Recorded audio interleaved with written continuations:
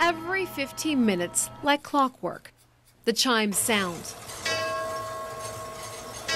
It's a constant tick-tock, bells ringing, gears cranking. That winds the weights up. It's weight driven. Has to be wound every day. You can't miss the time when the tower clock echoes inside the Congress Street Clock Museum in Eugene. And while the constant noise might drive some, it's a symphony to J.D. Olson. He knows these clocks like the back of his hand, including the 1909 Dickory Dickory Dock that inspired the nursery rhyme. Clock, the mouse would drop back down the bottom. When it hits the bottom, it'll ring a bell or strike one. So that's the clock struck one and down it ran. This is an industrial water clock, an intricate contraption.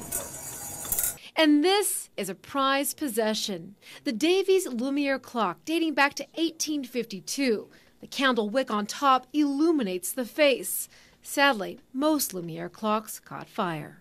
Everywhere you look, you'll find clocks. JD says about 10 years ago, he had about 1,000. Since then, he stopped counting. But his private collection kept growing.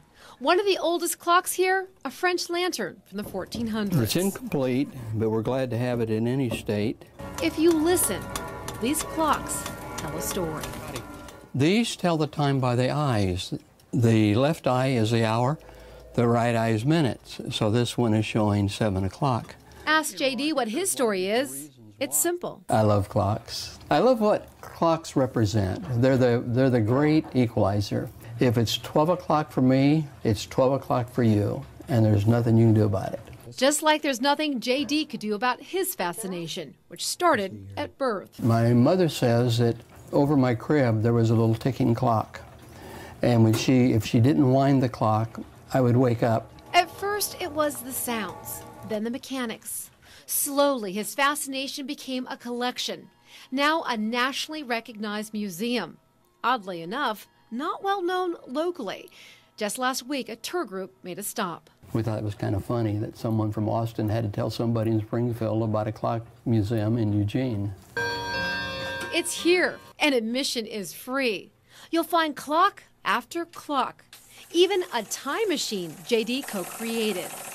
It doesn't quite work, but one day it might transport JD back to his clocks, to the sounds he'll never tire of. In Eugene, Sean Cuellar, KUZI 9 News.